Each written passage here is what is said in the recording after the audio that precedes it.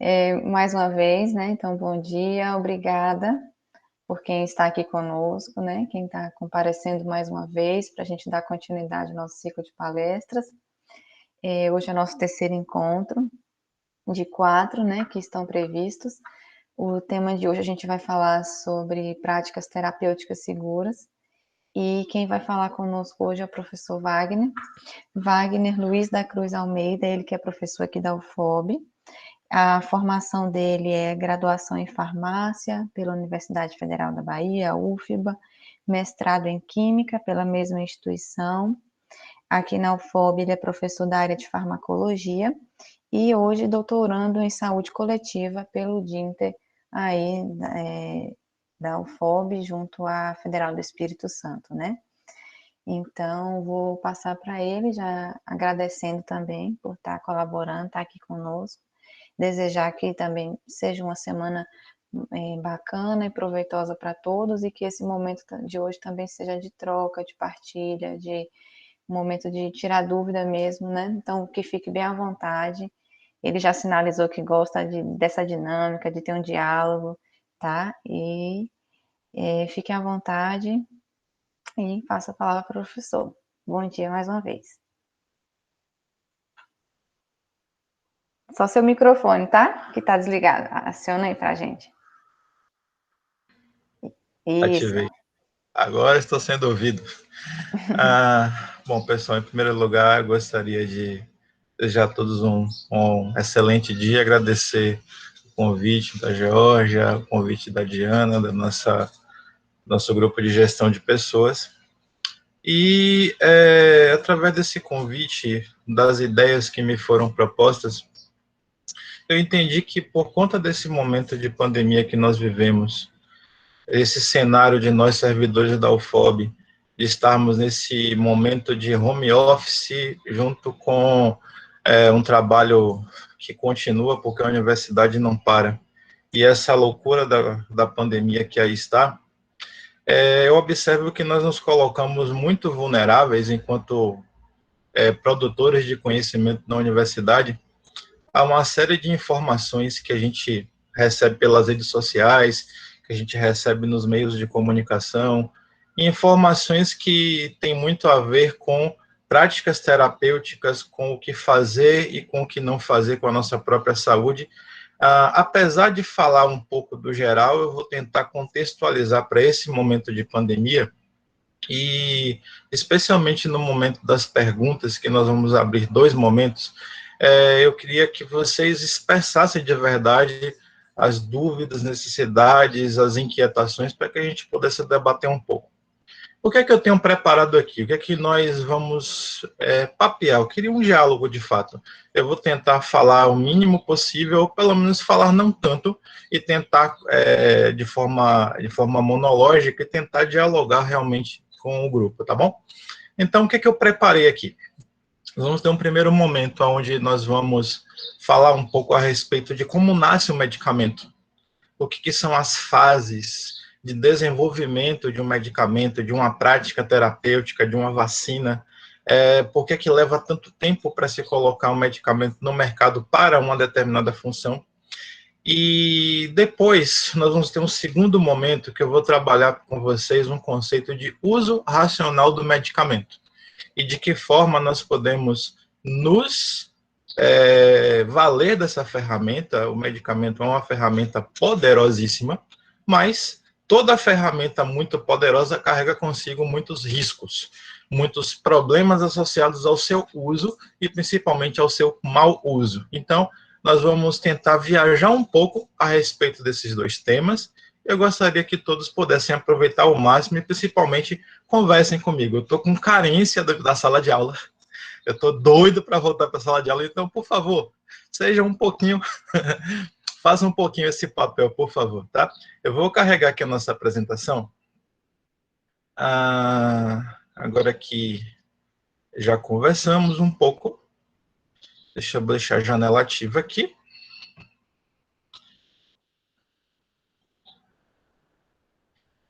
Deixa eu ver, compartilhar uma janela.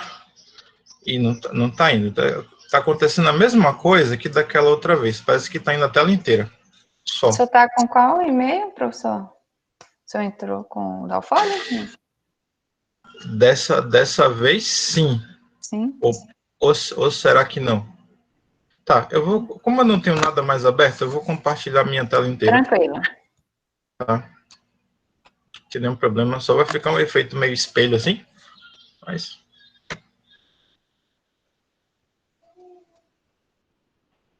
E vamos abrir o que temos aqui. Pronto, já aparece para a gente, tá? Perfeito. Vamos lá.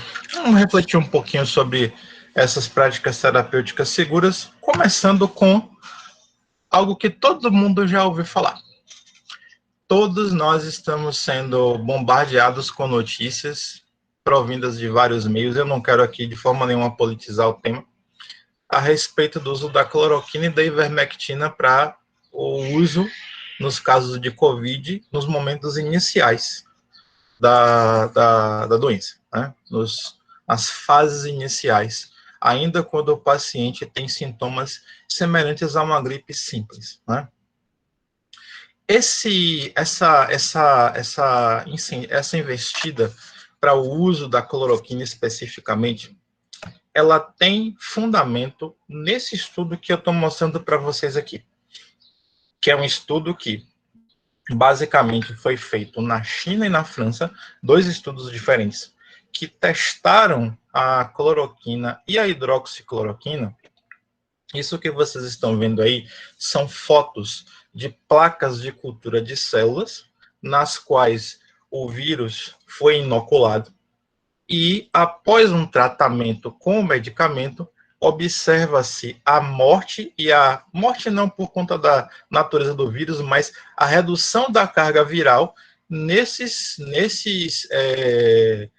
placas de cultura, e essa redução da carga viral, ela é dose dependente, ou seja, a gente observa que é uma diminuição dessa manchinha azul aí, uma diminuição da carga viral que é proporcional à dose que foi aplicada naquela cultura de células, naquela placa, naquele micro-universo, tá? Então, é basicamente isso que esse estudo quer dizer. Pegou-se a informação desse estudo, criou-se um estudo que envolveu somente 20 pacientes, que foi feito na França por um professor, por um pesquisador que tem práticas que hoje a gente questiona bastante. E esse estudo derivou uma publicação na qual ele disse que pessoas utilizaram hidroxicloroquina e melhoraram. Desse estudo surgiu basicamente tudo que nós ouvimos falar dos defensores do uso clínico da cloroquina. Eu não vou responder ainda a respeito do que acho sobre o uso e sobre outros medicamentos, não agora, mas eu vou comentar um pouquinho no final e depois eu quero ouvir nas perguntas de vocês, caso alguém tenha alguma dúvida ainda, tá? Mas eu queria mostrar isso aí. Como surge o medicamento? Como é que o medicamento ele sai de lá da bancada do pesquisador para chegar na prateleira de uma drogaria ou para chegar no hospital para ficar disponível para o uso. E aqui eu também falo da vacina, tá? Os caminhos são diferentes um pouco, mas as finalidades são muito parecidas, tá? Tudo começa numa pesquisa de medicamentos.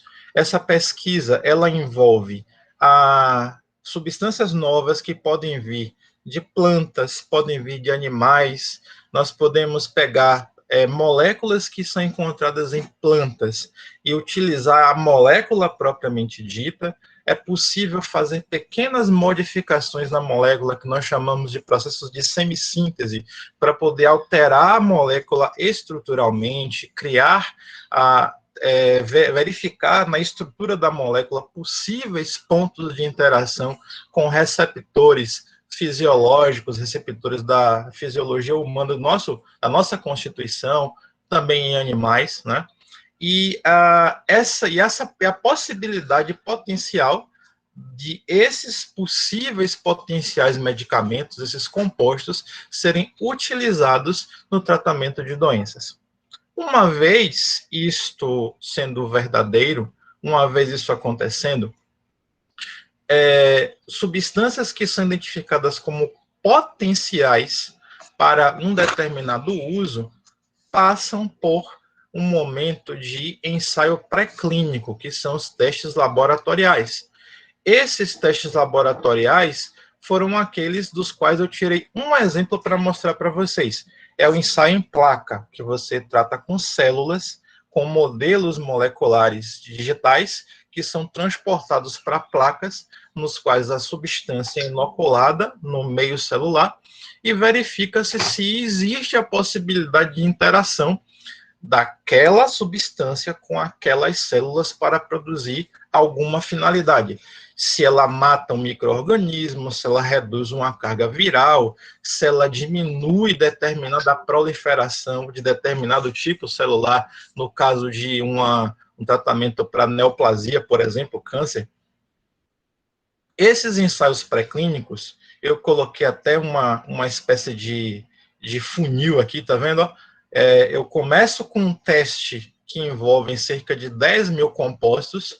Esses 10 mil, em cerca de 250 em média, se revelam verdadeiramente interessantes para o progresso dos estudos quando nós submetemos ele ao ensaio pré-clínico, para que somente 5 desses 250 sejam verdadeiramente capazes ou potenciais de uma progressão nos estudos que envolve os testes clínicos. Na fase pré-clínica também nós fazemos experimentos em animais, especialmente aqueles que têm uma fisiologia mais parecida com a nossa, para verificar tanto aspectos terapêuticos como também aspectos farmacocinéticos, ou seja, o comportamento da substância naquele animal, se a eliminação é adequada, se não há efeitos adversos, se não há teratogenia, se não há risco para o uso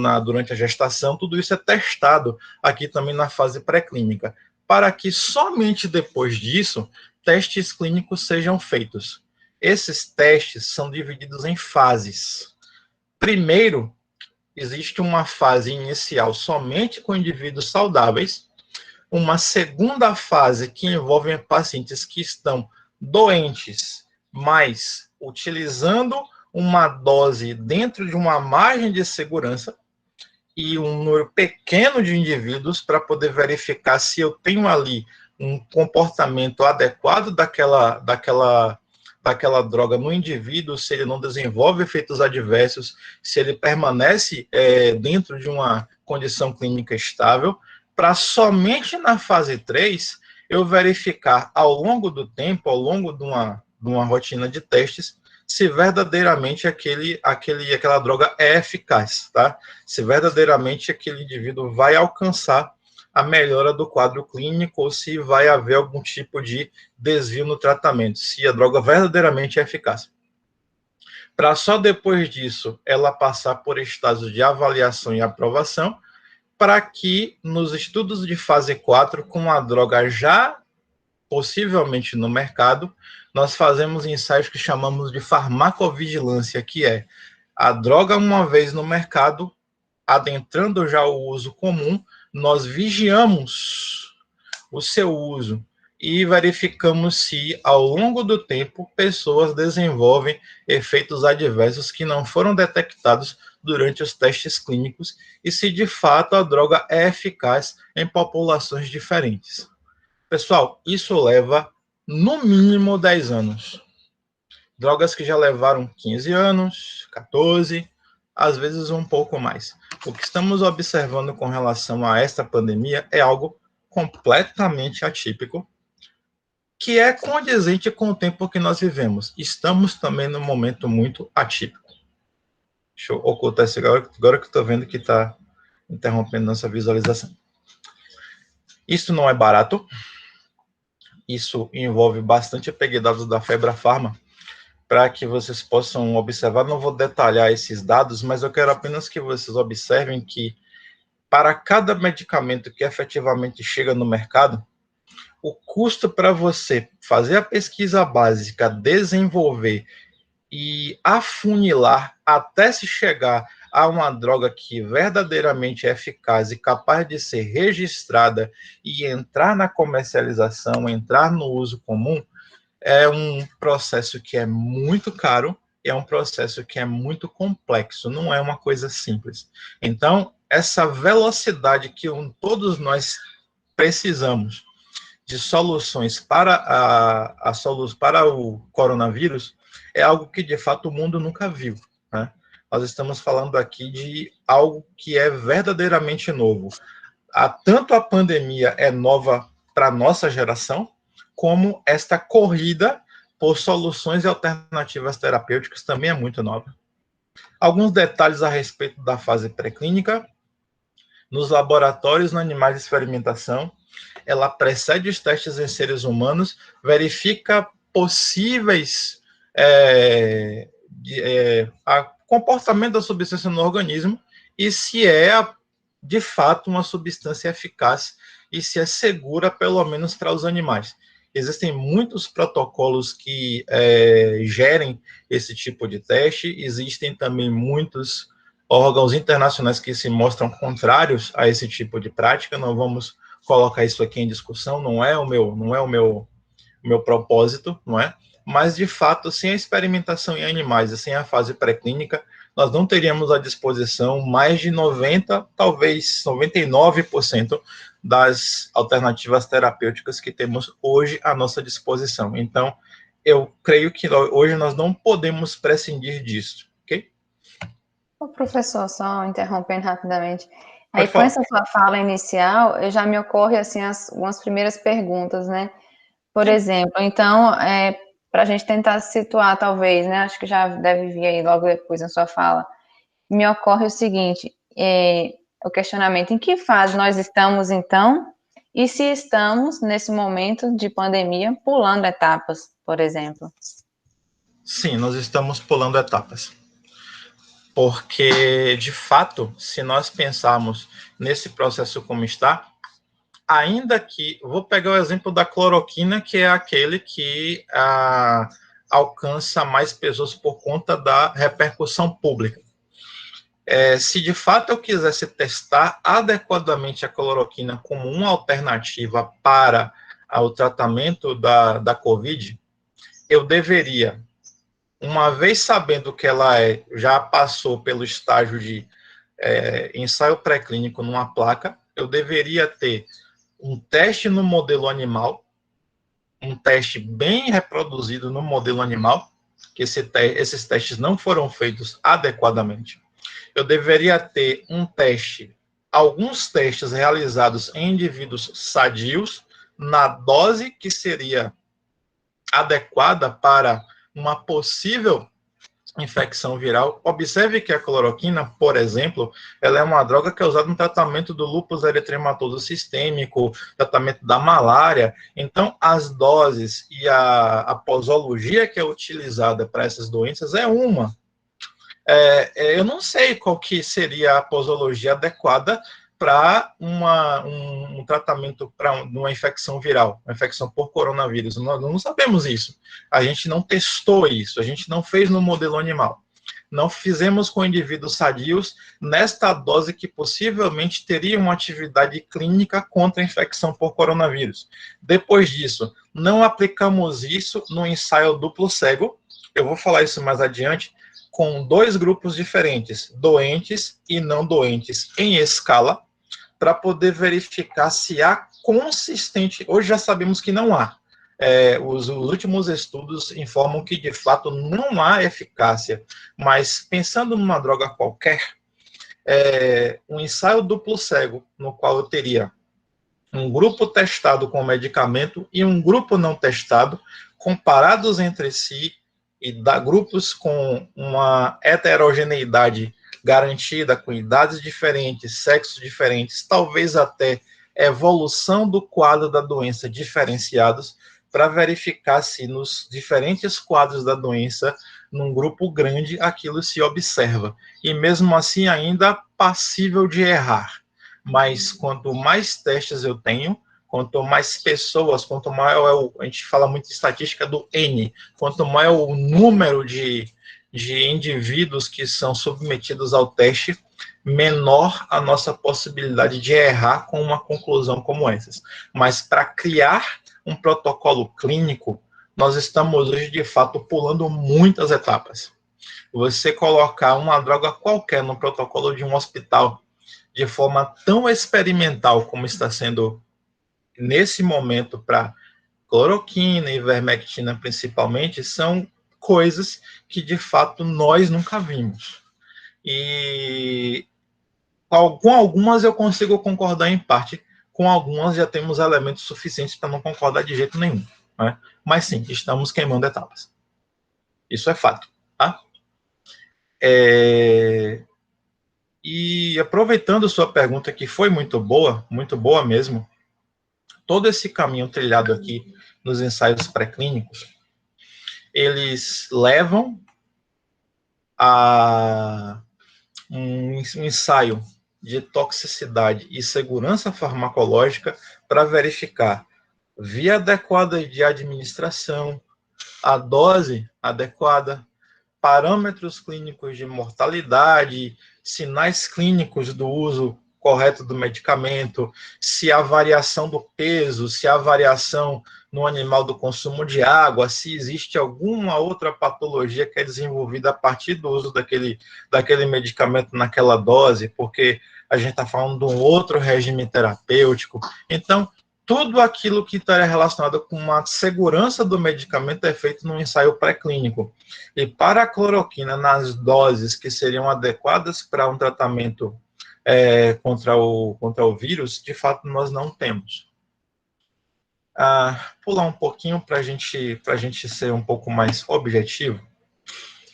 A fase clínica, que é aquela que mais interessa a todos nós, né? Basicamente, a fase clínica ela é formada por 4 etapas. Nós temos uma fase inicial, que em indivíduos saudáveis, eu observo efeitos clínicos, farmacológicos, cinéticos e dinâmicos e efeitos indesejáveis. Essa fase clínica é chamada fase 1. Tá? A fase clínica ela tem 4 etapas, basicamente. Uma em indivíduos saudáveis, as outras 3 fases em indivíduos que são portadores daquela patologia que o medicamento de alguma forma visa tratar. Toda vez que um medicamento é testado em fase clínica, um estudo é conduzido e nós temos algumas características que, se vocês observarem nos artigos científicos que envolvem esse momento de pandemia, são características que, em muitos casos, estão sendo puladas também, ou suprimidas, para dar velocidade para as respostas que todo mundo quer, tá? Então, indivíduos de forma sequencial, ou estudo de forma sequencial e com objetivos bem definidos, tá? Estudo dividido em fases e sem nenhum tipo de risco para o paciente. Ele deve estar ciente, está se submetendo a um tratamento novo, mas de forma alguma deve ser colocado em risco ao ser submetido ao teste. O estudo de fase 1 em indivíduos saudáveis, em indivíduos que podem ter uma ou outra patologia, mas não aquela patologia de interesse do medicamento, e ele visa basicamente definir aspectos preliminares de segurança daquele medicamento e verificar um possível perfil farmacodinâmico. Esta é a fase 1, apenas indivíduos saudáveis. Então, quando alguém fala, medicamento X contra o coronavírus está em fase 1, significa que ele saiu da fase pré-clínica e ele entrou numa fase em que está sendo testado em indivíduos saudáveis para verificar se há efeitos adversos, verificar se a dose que foi proposta não gera naqueles indivíduos nenhum tipo de complicação, se não compromete a saúde e o quadro clínico deles. Tá? Então, basicamente são estes os objetivos, ok? Vou tentar ser mais dinâmico.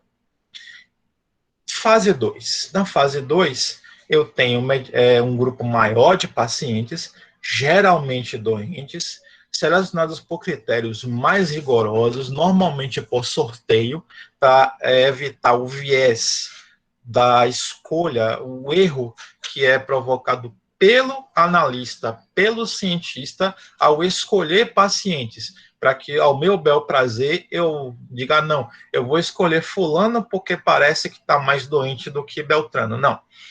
Normalmente é feita escolha por sorteio, por critérios que são basicamente aleatórios, tem vários critérios, mas eles não envolvem a vontade, ou quase nunca o bel prazer do pesquisador, justamente para garantir a reprodutibilidade desse estudo.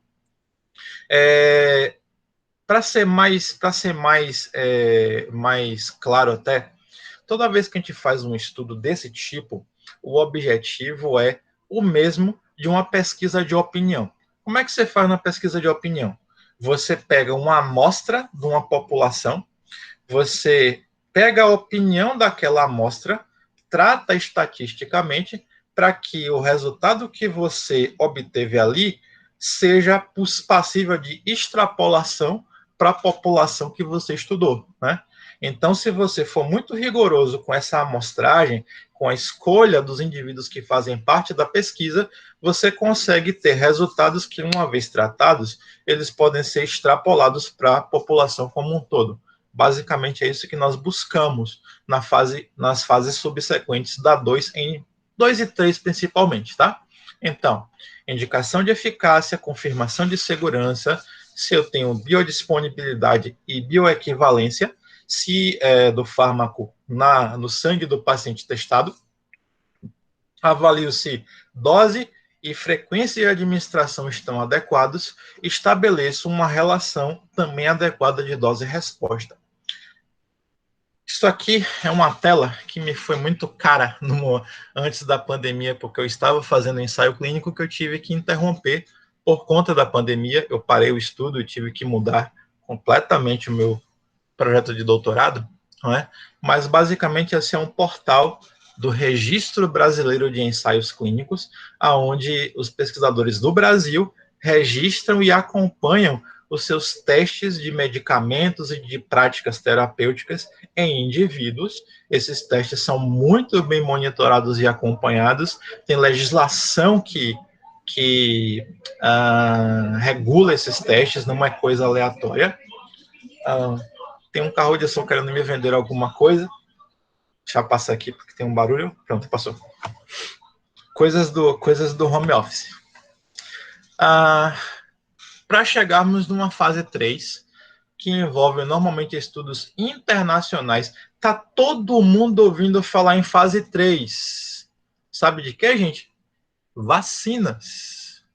Vocês já ouviram falar, laboratório AstraZeneca tem uma vacina que está em fase 3. Significa o quê? Eles já fizeram o ensaio pré-clínico, já fizeram o estudo de segurança em pacientes sadios, já fizeram um estudo preliminar em um hospital, em um lugar bem controlado. E agora o que está acontecendo? Eles estão escolhendo em países aonde nós temos a pandemia em níveis ainda não controlados, infelizmente o nosso país é um deles, para que pacientes sejam escolhidos, para que sejam submetidos ao tratamento com aquela vacina, para verificar se há eficácia.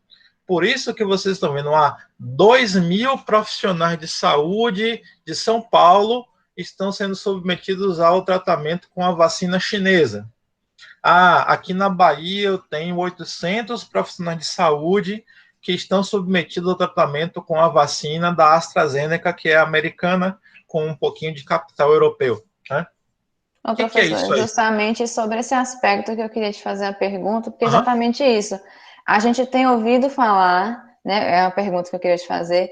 A gente tem ouvido falar muito sobre essa questão, né? Existem experiências em fase 3. E aí cita China, cita Oxford, veio a Rússia que disse que já registrou, não sei nem em que etapas, não sei nem informar, na verdade, direito como é que se encontra lá, mas aí a gente vê essas informações, recebe essas informações, e atrelado a isso a informação de testagens involuntárias. Então, na verdade, como que está sendo isso, né? E Uhum. regulação disso, né? Como o senhor citou, que existem legislações específicas, regulações específicas.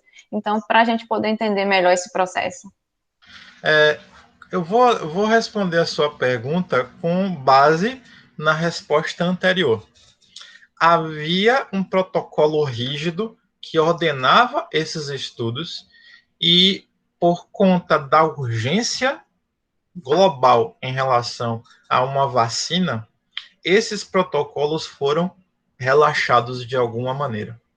Então, muitas das regulações que estavam sendo, digamos assim, mantidas para se ter uma droga de fato segura, essas regulações estão sendo, de alguma forma, flexibilizadas para poder permitir o estudo de forma mais rápida.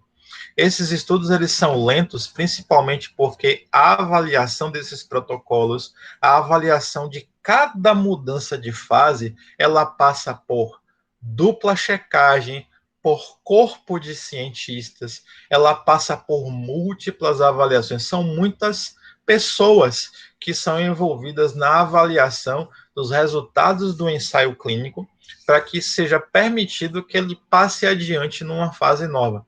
O que estamos vendo aqui é quase todo mundo envolvido nesse tipo de pesquisa, focando somente numa vacina nova, somente em drogas novas, de certa forma flexibilizando muitos desses protocolos para que depois de termos uma vacina que vai ter uma eficácia boa, mediana, não sabemos ainda, aí vai se dar, talvez completar aquilo que não foi feito pela flexibilização para se verificar se de fato a vacina é adequada, segura e eficaz.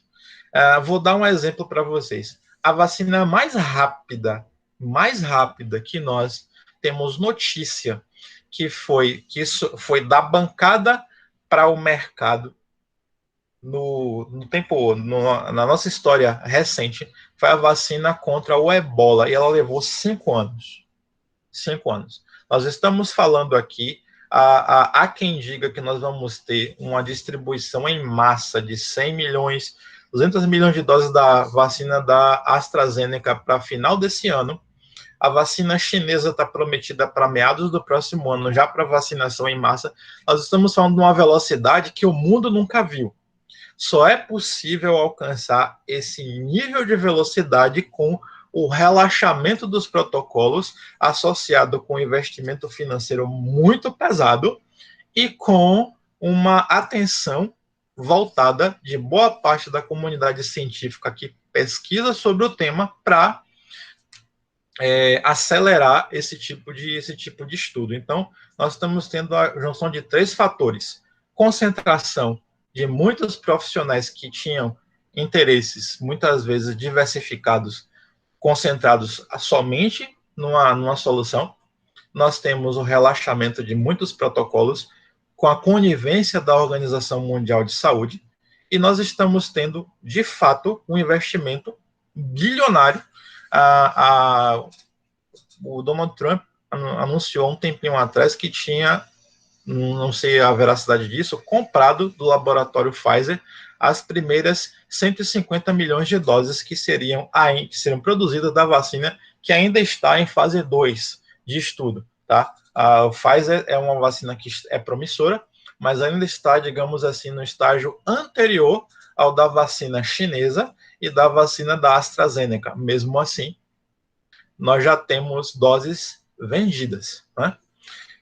Seguindo na sua resposta, se estivéssemos num quadro normal, essa fase clínica aqui duraria pelo menos uns 3 anos. E ainda não fecharia o ciclo da identificação da segurança do medicamento. Eu vou dar um exemplo para vocês, que é o exemplo mais recente que eu tenho.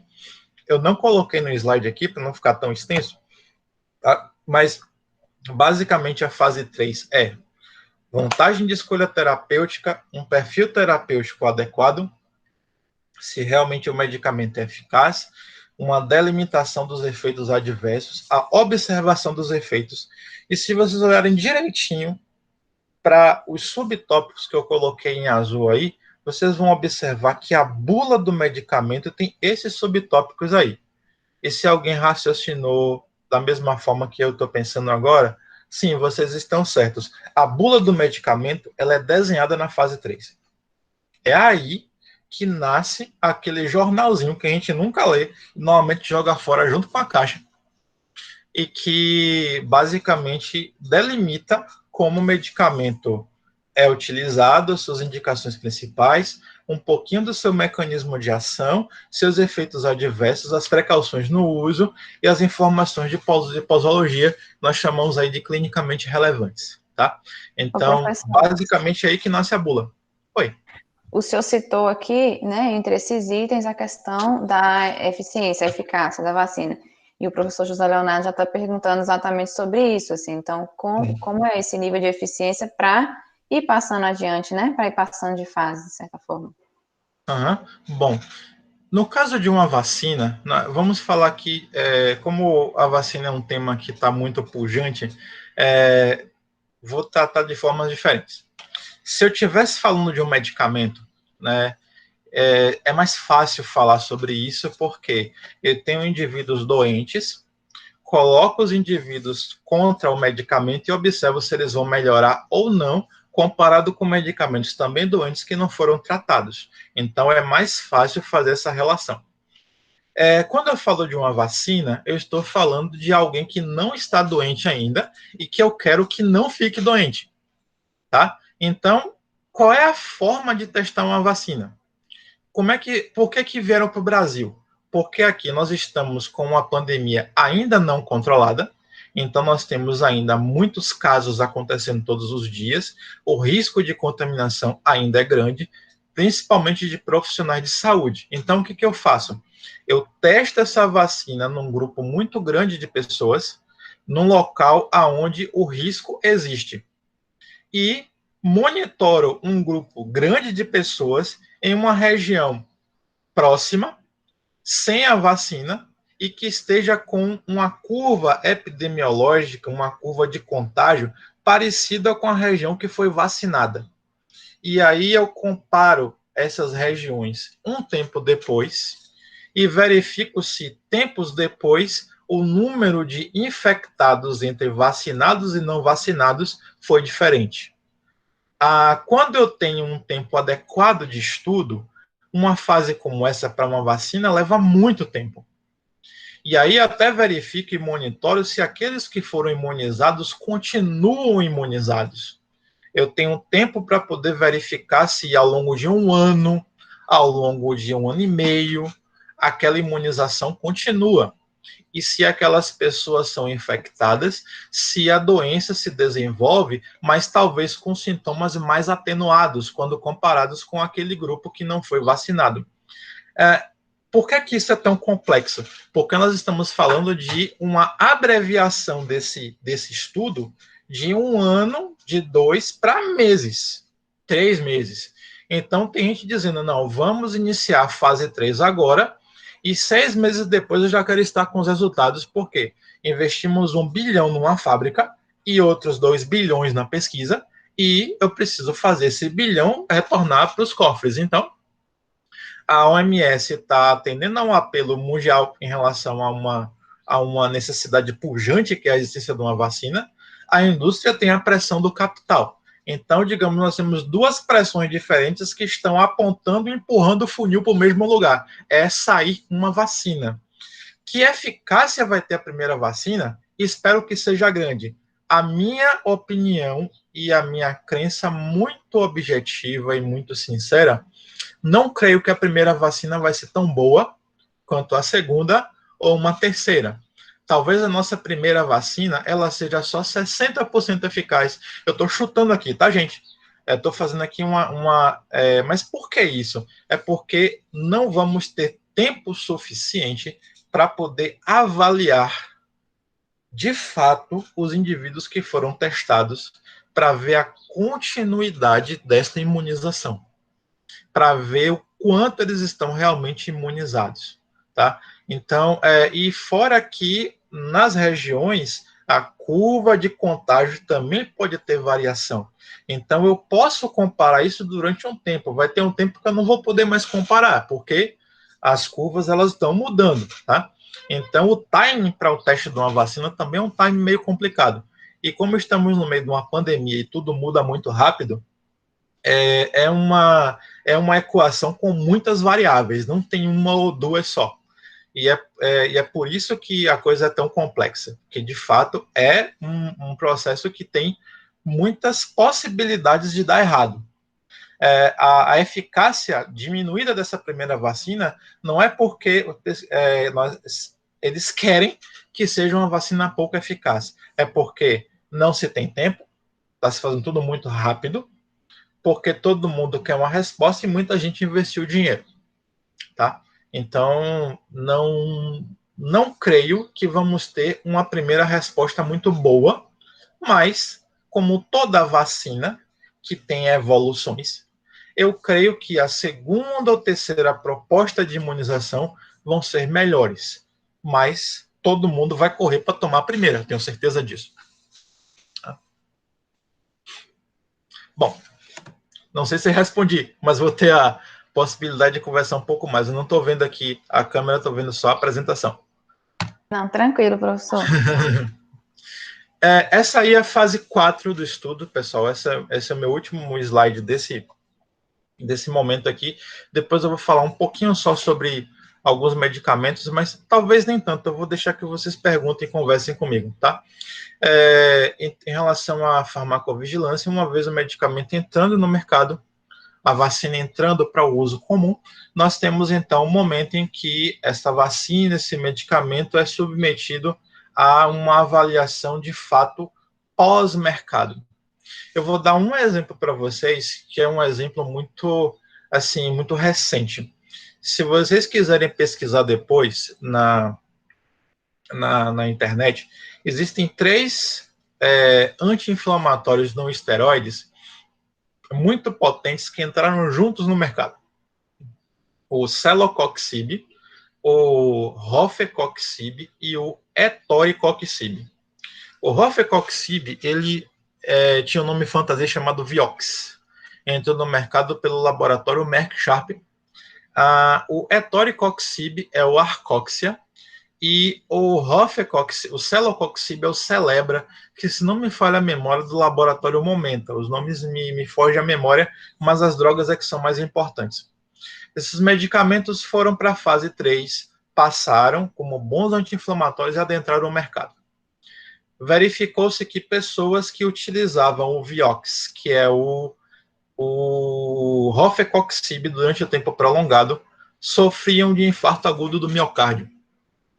E algumas pessoas morreram por infarto agudo do miocárdio e por complicações cardíacas depois de um uso prolongado, ainda que pontual, do medicamento. Quando foram verificar, já 5 anos depois da comercialização, atribuiu-se de fato o uso ao medicamento. E o que aconteceu? O Rofecoxib, que é o Vioxx, foi banido do mercado, e os outros 2, tanto o Arcoxia quanto o Celebra, que eram medicamentos de venda livre, hoje você só consegue comprar com o uso de uma receita médica. Viraram medicamentos controlados por conta desse risco de doença cardiovascular, de cardiopatia. Então, mas isso só foi detectado, observem, anos depois que o medicamento já estava no mercado, foi se verificar que o uso prolongado dava essa consequência. Então, nem sempre você vai identificar riscos durante as primeiras 3 fases de teste do medicamento. É uma coisa muito, um tanto quanto nebulosa de qualquer maneira, tá? Eu vou passar muito rapidamente aqui. Eu vou deixar em tempos de pandemia, por que aqui, respondendo a perguntas de vocês, por que é que nós estamos sofrendo tanto com essas soluções desencontradas? Porque nós estamos muito ansiosos, porque nós temos medo, porque se politizou excessivamente alguns medicamentos, porque nós temos muita informação falsa, tá? Não sei se vocês têm ou não têm as informações que eu separei aqui. Eu não vou mostrar em slides para não perder tempo, eu vou deixar para as perguntas. Eu vou só citar. Eu tenho aqui dados sobre analgésicos adequados para o manejo da febre quando você tem Covid. Eu tenho aqui um comentário sobre ibuprofeno, que depois eu posso falar, verbalizar para vocês. Algumas informações sobre cloroquina e hidroxicloroquina, para quem quiser, mas como o tema foi muito debatido, talvez já não haja mais dúvidas, então eu vou deixar isso, digamos assim, en passant. Algo sobre o Remdesivir, que é uma droga que soou promissora, mas hoje sabemos que ainda está em estudos, e já falamos um pouco sobre as vacinas. Então, eu tenho aqui 165 em desenvolvimento, 28 testadas em humanos, 6 na última fase de testes.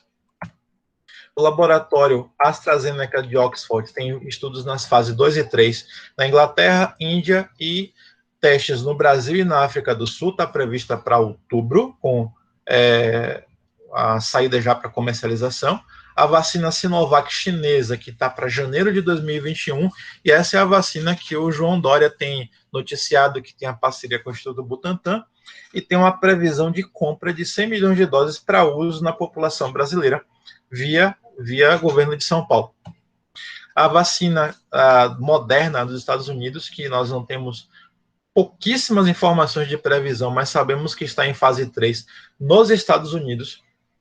E a vacina da Pfizer, que foi a vacina que o Trump comprou, que investiu bastante, comprou entre aspas, eu estou brincando, claro, mas ela está para final de 2021, ok? E para essa primeira fase, para esse primeiro momento de apresentação, é isso. Eu gostaria de ouvir um pouco, dialogar um pouquinho com vocês agora. E depois a gente vai ter, se tivermos tempo, um pouquinho sobre o uso racional do medicamento. Mas eu vou parar de tagarelar e quero de fato ouvir. Teve um comentário da colega Mônica, mas aqui um pouquinho antes, ó, só eu retornar o comentário dela, que foi o seguinte. Ela fala de quando surgiu relacionada à hidroxicloroquina, né? Que ela estaria relacionada à cura da Covid em si. Então, houve muita busca e pessoas que usam essa medicação para tratamento de doenças como lúpus ficaram acabando temporariamente sem. Então, eu acho que nesse tema a gente acaba tendo assim, que são os medicamentos, né, para tratamento, e outro campo das vacinas propriamente, né? Então, não sei se você tem comentários assim, como que a gente tentar diferenciar e o que a gente tem de melhor em um e em outro, de certa forma, assim. Bom, esse é um comentário excelente, porque por conta dessas notícias falsas e por conta dessa precipitação, antes de tudo, a gente precisa saber, entender o seguinte: todo mundo está com muito medo. Todo mundo está com muito receio. As pessoas estão vendo o medo de morrer. O chamado kit Covid que a gente está vendo por aí. E gente se automedicando, se enchendo de zinco para fortalecer o sistema imunológico. E gente se criando um cálculo renal utilizando vitamina C todos os dias, quando ela está presente na maioria dos nossos alimentos, e basta ter uma alimentação adequada para você suprir seu corpo com vitamina C adequadamente também.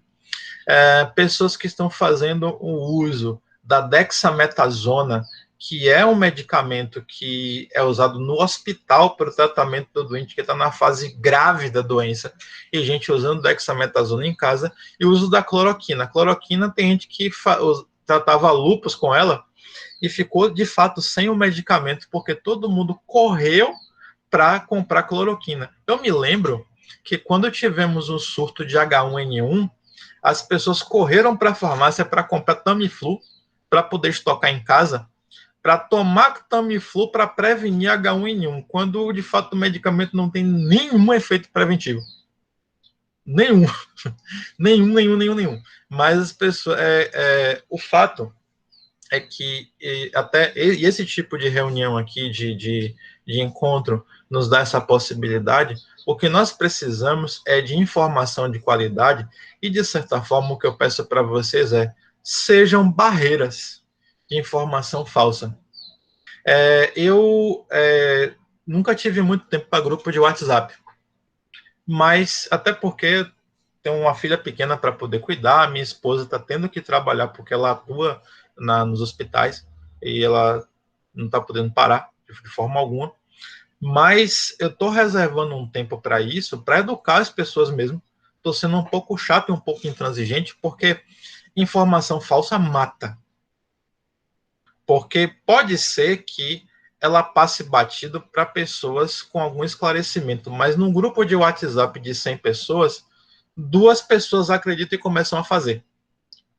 E esse começar a fazer levam a algumas atrocidades, como se automedicar com doses cavalares de ivermectina, se automedicar com hidroxicloroquina e, além de tirar ela da drogaria, arriscar ter uma arritmia. Tem pessoas que têm cardiopatia e não sabem, tem pessoas que são hipertensas e não sabem, tem pessoas que já têm problemas cardiovasculares e não sabem. E o uso do medicamento, quando você tem uma doença cardiovascular sem saber, pode te colocar num quadro de arritmia que vai te levar para o hospital. Se você não morre, você vai para o hospital e lá você pega Covid, porque o ambiente do hospital nem sempre é um ambiente controlado. Dependendo de que hospital você vai e de como está a emergência. Então, imagina, você se automedica para evitar para evitar o coronavírus, a gente está usando a cloroquina como preventivo, desenvolve uma emergência cardiovascular e vai para o hospital para poder pegar Covid lá. Não me parece uma ideia muito boa. Mas então eu gosto muito desses ambientes aqui, desses momentos, porque nós temos a oportunidade de pedir para as pessoas, sejam barreiras de informação ruim, de informação falsa. Chequem as informações que vocês recebem e funcionem como barreiras, especialmente nas pessoas mais simples do convívio nosso. Nós temos familiares que são pessoas que são mais simples, mais humildes e que talvez não tenham acesso à informação. Então é muito importante que a gente seja, já que nós temos acesso, a gente propague isso para nós termos uma barreira de informações falsas. Tá? Temos mais comentários também. A colega Ravilane fala até o seguinte, que é um receio que ela tem, né, sobre esse uso de medicamentos, inclusive de vitaminas, como o senhor citou aí, vitamina C, ou zinco e tal. Então, qual seria a melhor recomendação? Porque às vezes tem coisas que as pessoas tinham por hábito, tomar um complexo vitamínico ali, uma coisinha, não sei, tem uma melhor indicação? Ou seria um cuidado médico, né? Vamos lá. Essa pergunta é muito importante. O ideal seria que nenhum de nós utilizasse nenhum complexo vitamínico, nenhuma suplementação. O ideal seria que nós tivéssemos uma alimentação adequada e balanceada e tirássemos do alimento aquilo que nós precisamos. Isso seria o mundo ideal. Mas nós não temos uma alimentação perfeita porque falta tempo, às vezes falta possibilidade de acesso, de preparo do alimento, tem gente que não tem recursos. Então, eu não vou chamar de desculpas, mas os argumentos são muitos. O uso de um complexo vitamínico não pode vir desassociado de uma avaliação clínica bioquímica para verificar carências daquela vitamina, carências daquele nutriente, daquele mineral, tá? Uma suplementação com zinco de pequena dose, uma suplementação daqueles polivitamínicos não vai matar ninguém. Mas eu não aconselho que você faça isso, porque o excesso provoca doenças. O excesso não sai impune. O excesso de vitamina C, ele tem consequências.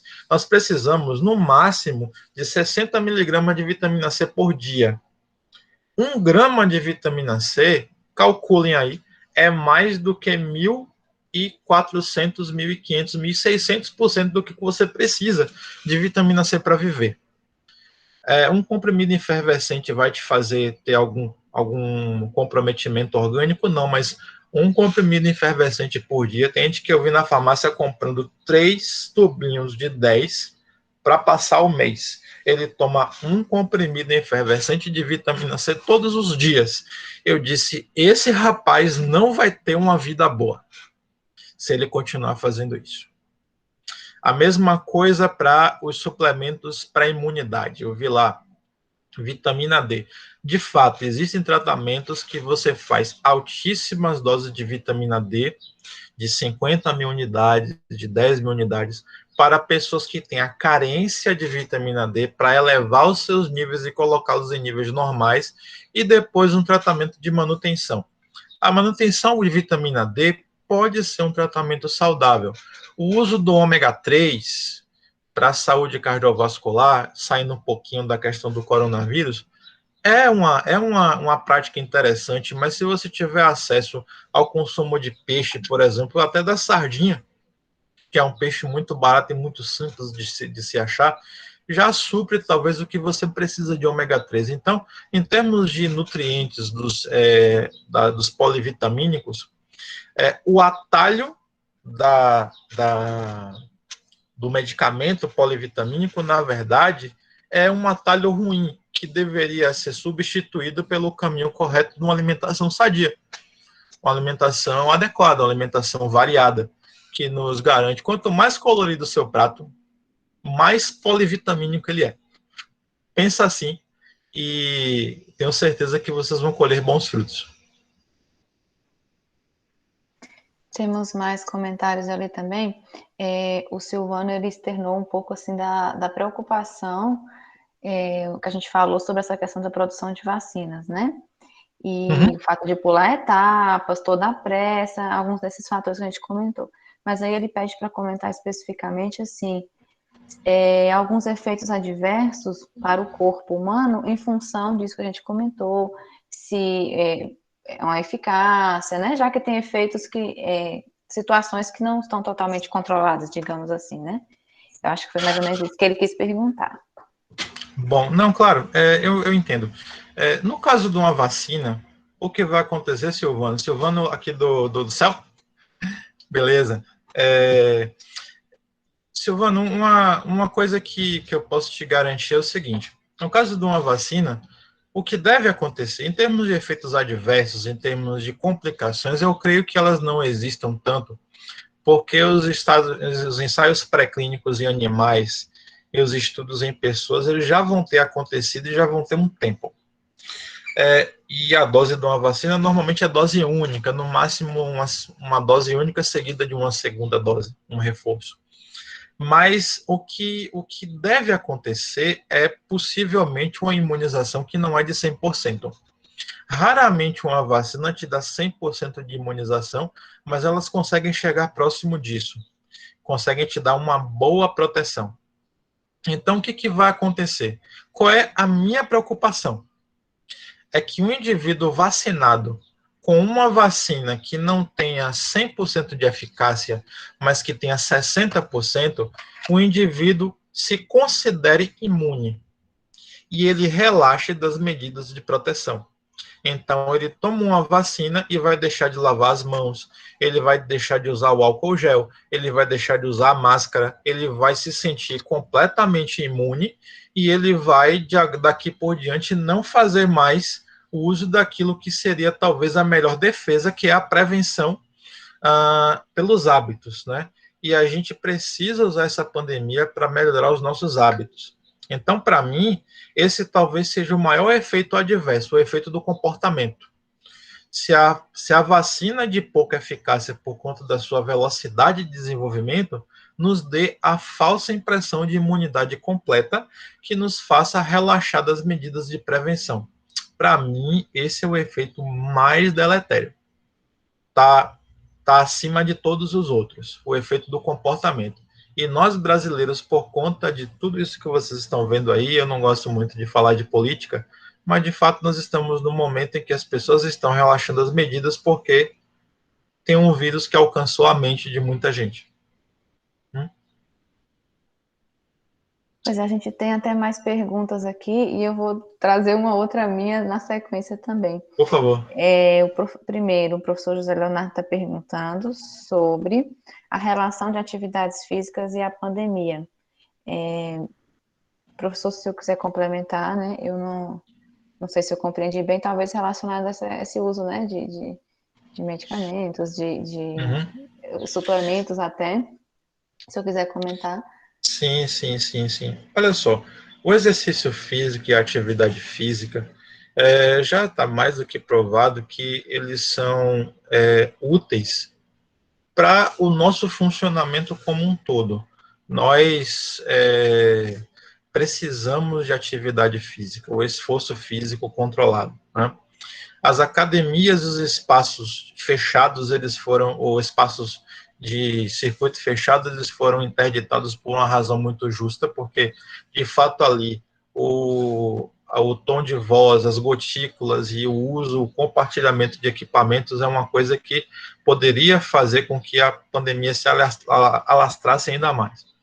Mas a atividade física regular, atividade aeróbica, caminhada, o ciclismo, a corrida, a atividade individual, são coisas que não deveriam deixar de fazer parte da vida de nenhum de nós, porque imunidade e condição clínica cardiovascular estão intimamente relacionados, apesar de não parecer à primeira vista.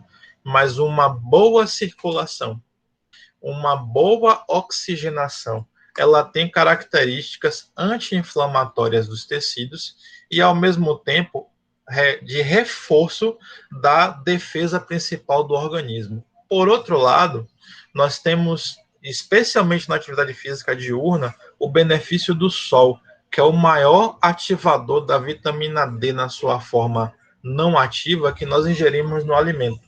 A gente ingere a vitamina D numa forma, o nosso corpo processa e a luz solar converte a vitamina D na sua forma ativa. E já sabemos que a vitamina D é uma das principais molas mestras de regulação da nossa imunidade. Então, a atividade física, principalmente a diurna, a atividade aeróbica regular, não falo atividade de alto rendimento, porque essas estão mais comprometidas nesse momento. Mas a atividade física regular para você manter a sua saúde em dia, independente de uma academia, é uma coisa que as pessoas não devem deixar de fazer. O isolamento social, o distanciamento, não deve de forma alguma ser justificativa para você deixar de se exercitar. A gente só tem a perder com isso, a gente vai adoecer mais. E a gente até que brinca que saiu da quarentena muitos quilos mais gordo porque começou a comer mais e a ansiedade faz a gente comer mais. E o exercício também faz com que nós passamos a reduzir nossa ansiedade. E uma coisa muito importante, a obesidade é uma condição de risco para o agravamento dos quadros de Covid. Eu mesmo estou acima do peso, estou correndo atrás de reduzir, porque ainda estou em grupo de risco por conta de estar no sobrepeso tendendo à obesidade. E os casos, infelizmente, o caso que nós estamos chorando por esses dias de um aluno nosso que veio a falecer, a única condição que esse jovem tinha era a obesidade. A única. Ele não tinha mais nenhuma comorbidade, tá? Então, nós choramos a morte dele, porque de fato é uma perda para a família, perda para todos nós, mas a lição que nós tiramos é que, de fato, nós precisamos nos cuidar e levar essa mensagem do cuidado para quem está à nossa volta, porque, de fato, obesidade e o agravamento da Covid são irmãs. E é interessante o senhor comentar isso, porque assim, são temas que a gente até abordou em encontros anteriores aqui do nosso ciclo de palestras, a atividade física, o tema das comorbidades, e aí fica um reforço mais uma vez, né? Porque a gente vai entendendo que são coisas que estão sim correlacionadas com a nossa saúde, com a nossa qualidade de vida, né? Para uma melhoria dessa qualidade de vida. E a pergunta que eu falei que eu gostaria de trazer, na verdade não é nem só uma, né? Mas como o senhor comentou da questão da mudança de comportamento, né, relacionada a essa questão da imunização, é algo que eu tenho observado também, e não sei se é algo observável, assim, para você, para vocês, que é o caso, assim, reincidência de Covid e a imunização, a imunidade. Eu acho que, assim, deixa eu tentar me explicar melhor. Eu acho que tem se falado, discutido que ao ter a doença, você tende a estar imunizado. Mas aí a gente não sabe se ainda é possível ter reincidência, como que é esse processo de imunização, né? Então, queria que você comentasse sobre isso. Bom, eu estava até falando isso com minha esposa ontem. E não sou profeta do apocalipse, mas é algo que a gente precisa entender direitinho. Nós nem sabemos se as pessoas que estão se dizendo reinfectadas, de fato estão reinfectadas ou infectadas pela primeira vez. Por quê? Nós testamos muito mal. E a gente testa muito errado. O teste rápido, ele pode dar falso negativo. Os testes os testes de IgM, IgG, os RT-PCRs, eles podem dar falsos negativos, mas também existe a possibilidade do falso positivo. E eu não sei qual foi a qualidade do teste que foi feito nesses indivíduos que se declaram reinfectados, mas se por acaso o indivíduo tinha sintomas de gripe, realizou um teste que resultou num falso positivo, observe que isso é uma suposição minha, eu não estou afirmando isso como sendo uma verdade, para ficar muito claro aqui. Mas se foi um caso de falso positivo, então estamos falando aqui de alguém que contraiu Covid pela primeira vez, e não necessariamente um quadro de reinfecção. Dito isso, hoje nós sabemos que, por exemplo, a gripe é uma doença que imuniza pelo contágio, mas a imunidade que você adquire não te impede de pegar a doença, mas você pega aquela mesma gripe com uma certa resistência a ponto de desenvolver sintomas mais atenuados. Então pode ser, e não estou aqui afirmando, eu preciso ver mais sobre isso, informações são muito preliminares de 2 semanas para cá, se as pessoas que estão reinfectadas, elas desenvolveram Covid com a mesma gravidade que tiveram antes ou agravaram mais, ou se, de acordo com o que acontece com outras doenças que você tem reinfecção, a pessoa adquire, contrai a doença e desenvolve ela com efeitos, com consequências menos deletérias. Se este for o caso, a reinfecção não necessariamente seria o maior dos nossos problemas. Até porque nós estamos num mundo, no globo, com 26 milhões de infectados apenas. É muita gente, mas eu digo apenas porque num meio de mais de 6 bilhões de pessoas, então a doença ainda tem muito para poder avançar. A gente fala em reinfecção pensando na retomada, mas de fato a gente ainda não controlou a infecção. Então, a reinfecção hoje, ela é boa para nós como uma notícia de curiosidade, mas eu estou muito mais preocupado com a infecção, principalmente com a reabertura que está acontecendo em muitos lugares. E está todo mundo falando em retomada e reabertura, é justo, porque nós não podemos ficar isolados para sempre, mas eu acho que o tema principal ainda é a infecção principal. Ainda é a infecção de primeira vez. Ainda nós estamos com o debate da reinfecção muito verde e, na minha opinião, acontecendo muito cedo. Ok? Entendi, sim. Como a gente está falando aqui hoje, né, nesse encontro, sobre a questão, falar de práticas terapêuticas envolve tratamento, né, e a prevenção enfim, a própria imunização, me veio aqui dúvida com relação às práticas médicas nessa pandemia. Porque, por exemplo, se a gente fala que temos que ter cuidado até com usos assim, suplementares de vitaminas, o que é indicado, o que não é, e a gente pensa logo na medicina, né? Como que a medicina está se portando. O que está sendo recomendado a quem está possivelmente ali com a doença? Então, como que está isso, essas discussões mais atuais, assim no Brasil? Se a gente já avançou em algum aspecto, sabe? Perfeito. Bom, vamos lá. A COVID, ela tem basicamente 3 fases, não é?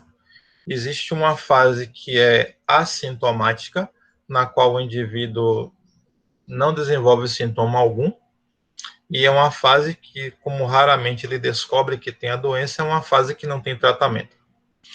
E existe uma fase sintomática que ela carece apenas de tratamento sintomático.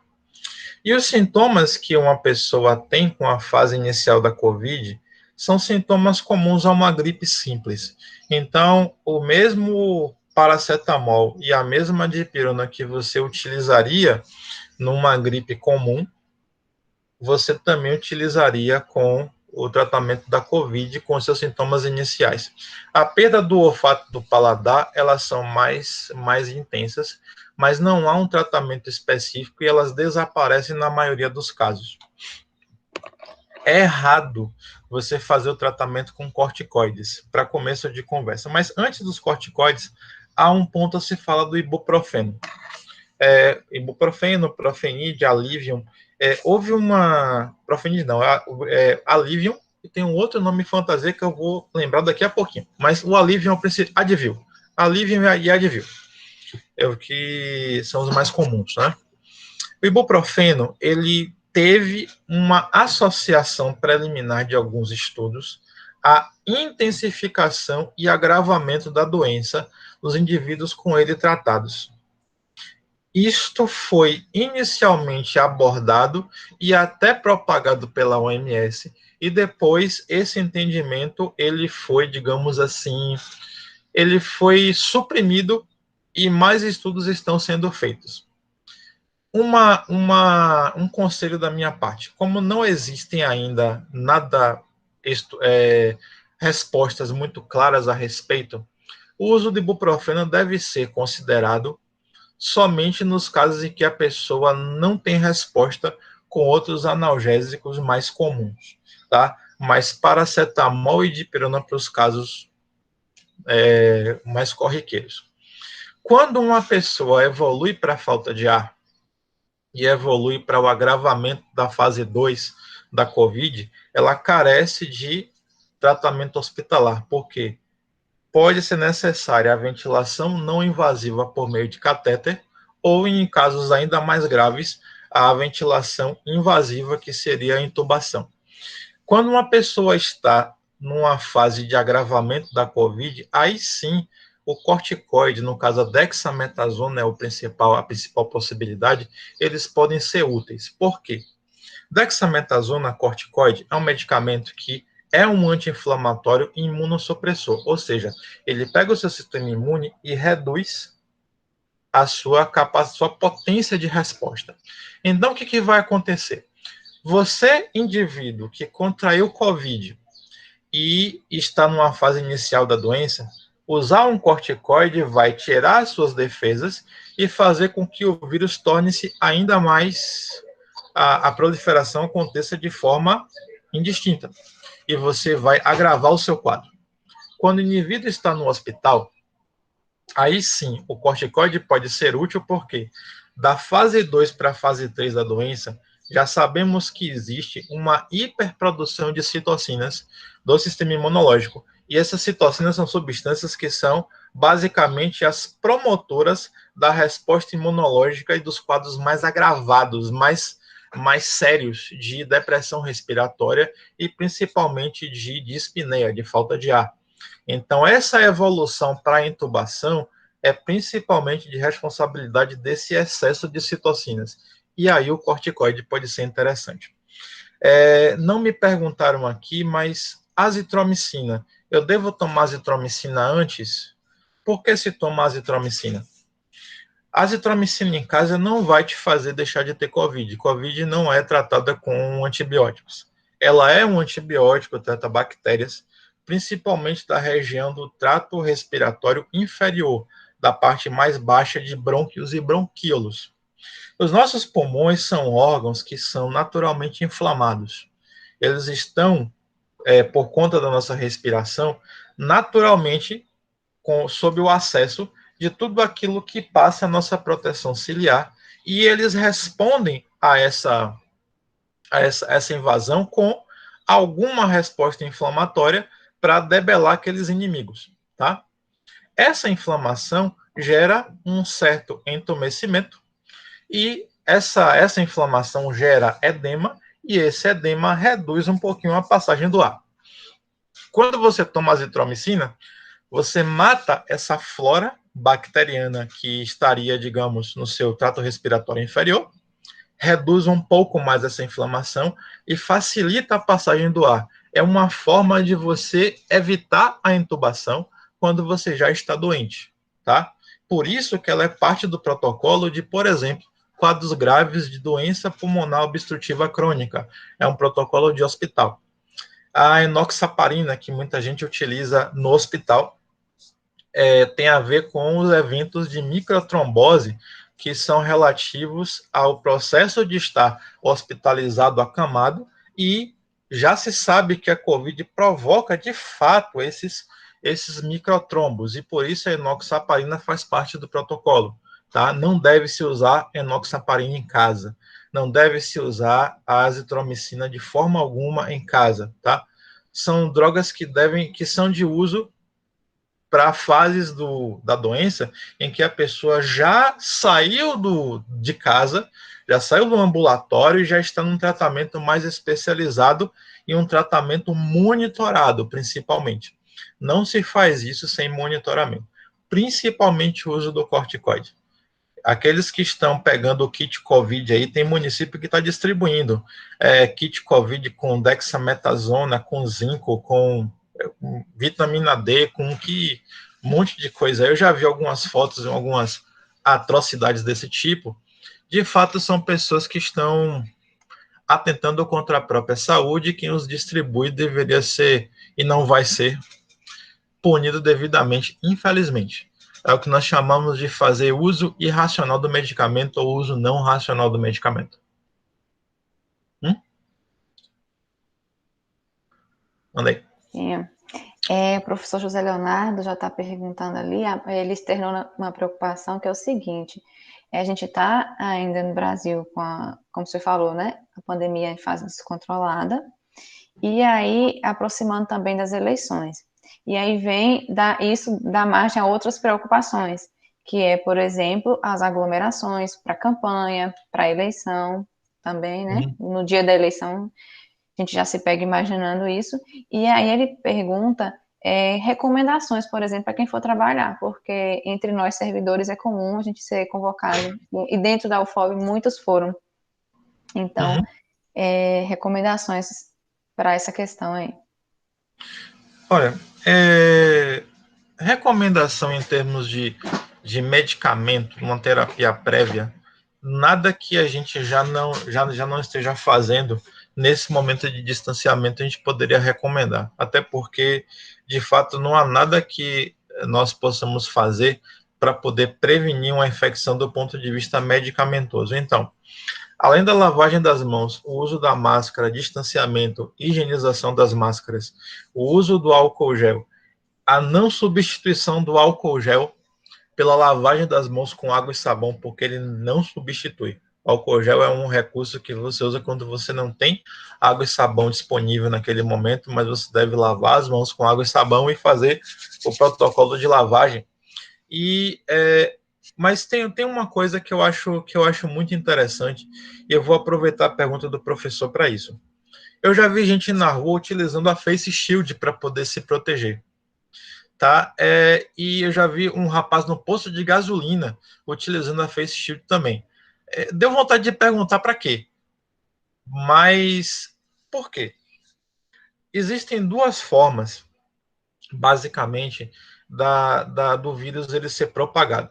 Ele pode ir na forma do aerossol, que é muito produzido por conta da ventilação invasiva, e é por isso que no hospital as pessoas, os médicos e enfermeiros, o profissional de saúde contraem a COVID com tanta velocidade e por isso que a carga viral que eles contraem é tão grande e é por isso que muitos profissionais morrem quando contraem no hospital. Mas para isso, para esse aerossol, o uso da máscara bem acoplada e a máscara descartável são suficientes. A face shield, aquela cobertura de acrílico, né? Ela serve para as gotículas, que são partículas maiores e são partículas que normalmente elas saem, são expelidas pela fala, pela voz, e são partículas que viajam a uma certa distância. A propagação das gotículas no ambiente fechado, quando você tem um sistema de circulação de ar na forma de espiral de turbilhonamento, como um ar-condicionado, ela é uma circulação que pode eventualmente fazer com que nessa circulação a gotícula alcance os seus olhos e as mucosas e a pessoa acabe contraindo a infecção de verdade. Quando você está num ambiente externo, num ambiente em que você tem vento, ambiente em que você tem circulação de várias correntes de ar, sem ser um ambiente fechado, aquela proteção e nada, basicamente, a mesma coisa. Tá? O que você está fazendo, na verdade, é atrapalhando a sua visibilidade, talvez trazendo para si mais um elemento de contaminação. E no caso do cara do posto de gasolina, ele está criando entre a máscara e o nariz dele um ambiente de concentração dos gases tóxicos que ele próprio está colocando nos veículos e aumentando ainda mais a sua intoxicação com o seu próprio produto de trabalho.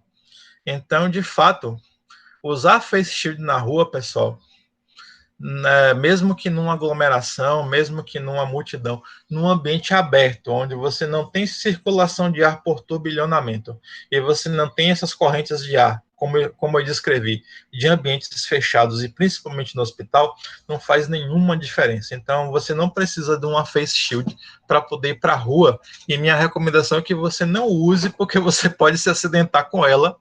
Além de ser inútil, ela pode te trazer prejuízos. Não é uma coisa adequada. Uma boa máscara bem higienizada. Se você tem acesso a uma máscara descartável, melhor. Quanto melhor a qualidade, especialmente a PFF1, que é muito boa e não é tão cara, não é tão inacessível quanto a máscara da 3M, né? Mas, de fato, não é adequado que a gente use nenhum tipo de face shield. Tá? Eu já iria usar. Já me imagino saindo na rua assim, quase como uma astronauta. Mas certinho, pode continuar. Tá bom. Em cima da mesa. Lá embaixo. Acabei de receber o meu mais um participante aqui para a palestra. Olha só. Não sei se ele vai responder alguma pergunta, ou você vê só para poder fazer zoado. Certinho, pode ficar à vontade. Só lembrando aos colegas também que já está disponível o nosso formulário para confirmação de participação, tá? Lembrando que esse evento vai ser certificado, então depois vocês vão estar recebendo essas informações de certificação.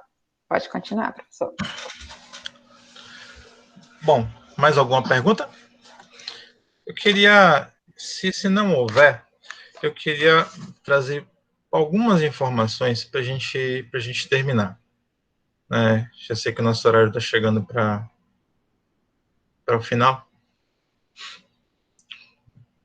E é uma mensagem que eu gosto muito de deixar quando eu faço esse tipo de apresentação. Deixa eu pegar aqui. Deixa eu parar a apresentação e apresentar de novo. Apresentar a tela inteira. Compartilhar com vocês.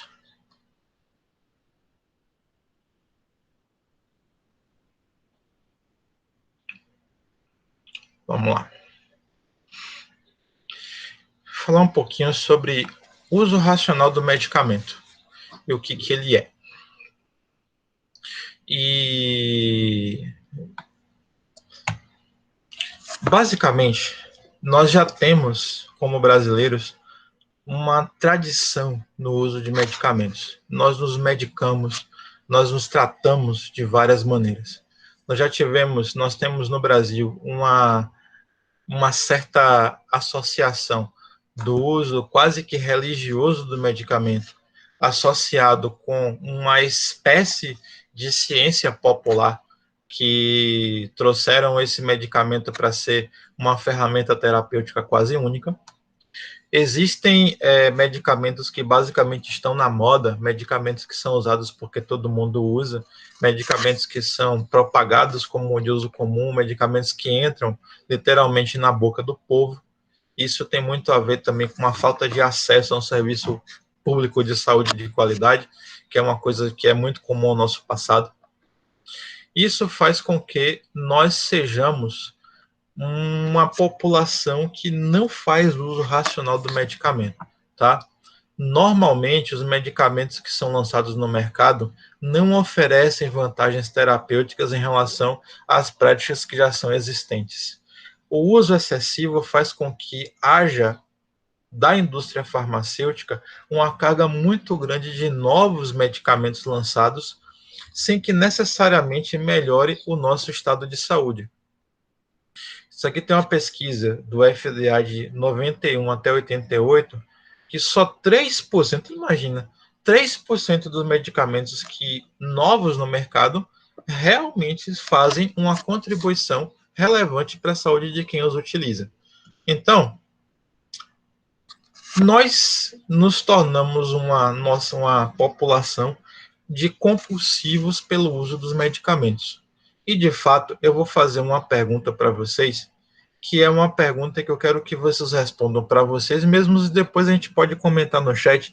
Eu vou deixar os 15 minutos finais para a gente poder conversar. Essa cultura nossa também criou uma cultura nos prescritores, a cultura da necessidade de prescrever algo.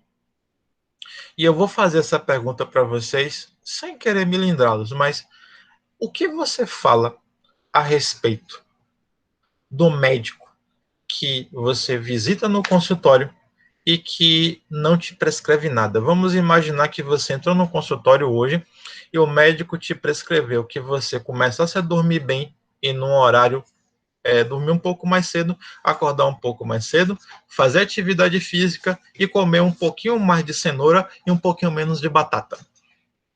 Será que com a receita desse tipo você voltaria naquele médico? E o que vocês acham do médico que te distribui uma amostra grátis de um medicamento? Você gosta mais ou menos dele? Será que você pede mais uma amostrinha? É basicamente disso que eu estou falando. Nós criamos nos prescritores uma cultura de necessidade de fazer algo medicamentoso com tudo que nós sentimos. E nós criamos uma sociedade de pessoas que se automedicam. Todas as vezes que eu começo uma disciplina de farmacologia, eu coloco em prática um estudo que eu li há mais de 10 anos atrás. E esse estudo dizia o seguinte, que nas carteiras e bolsas de todas as pessoas que você interage no dia a dia, em média, você tem medicamento suficiente para tratar todo mundo pelo menos 3 vezes. E eu faço isso com os meus alunos. Eu peço, pessoal, vamos esvaziar as bolsas e carteiras aí. Quem quiser, é claro, quem não se sentir melindrado para isso, e vamos verificar quem tem cartelas de qualquer coisa, de qualquer medicamento, e vamos contar os comprimidos aí. Normalmente, a contagem de comprimidos dá 3 vezes o número de alunos. Ou seja, eu posso tratar 3 vezes, para qualquer coisa, todo mundo que está na sala comigo naquele momento. Tá? Então, a sensação de dever cumprido do prescritor perpassa a resolução do problema clínico do paciente e torna-se resumida a uma prescrição. É por isso que o médico só te pergunta se você melhorou, se você voltar lá. Na verdade, ele não está muito preocupado com isso, porque a cultura dele é, se eu prescrevi, mandei ele para casa com uma solução e um diagnóstico, então o problema está resolvido. Né? Isso fez com que a medicina, nós vivemos hoje uma certa crise da dicotomia, a mudança do conceito de saúde e doença e a introdução do conceito de saúde preventiva veio de encontro a uma cultura nossa de brasileiros, da chamada medicina da doença e da saúde curativa. E, de fato, nós ainda temos de maneira cultural a saúde curativa como sendo o nosso principal conceito. E nós queremos resolver os problemas. E, principalmente, por sermos imediatistas, a gente quer resolver o problema rápido. A gente quer a solução para agora. Eu não quero uma solução que te diga, vá para casa, descanse um pouco, e daqui a 3 horas você não está mais sentindo dor de cabeça. A solução que eu quero é uma pílula mágica que me resolva em meia hora, talvez em 2 minutos. Na verdade, se eu pudesse nunca mais sentir dor, eu até me sentiria melhor com isso. Não é assim que funciona? Essa é uma segunda provocação. Por isso, a nossa vida é cada vez mais medicalizada. E essa medicalização nos faz tratar com medicamentos coisas que, de fato, não deveriam carecer de medicamentos. Eu não deveria precisar de usar medicamento para uma criança que está inquieta. Tem gente que está medicando seus filhos para transtorno de déficit de atenção e hiperatividade só porque a criança é uma pecinha dentro de casa. Tem laboratório que está visitando escolinha para poder ensinar a professora a diagnosticar crianças com TDAH. Isso não é falácia minha. Eu já vi mais de um caso desses e conheço qual é o laboratório. Não vou falar aqui por questões éticas, mas isso existe e essa prática é comum. Medicamentos para menopausa, para redução da função sexual, medicamentos para velhice, única e simplesmente por conta da velhice. Não falo da hipertensão, do diabetes, estou falando somente pela questão do indivíduo ser um idoso em si. Tá? Então, o bem-estar e a felicidade, eles acabaram se tornando parte de uma oferta de produtos sintéticos, que estão desassociados da nossa prática comum, que seria a alimentação e uma vida saudável. E aí eu vou perguntar para vocês de maneira muito breve, você sabe o que é o uso racional do medicamento?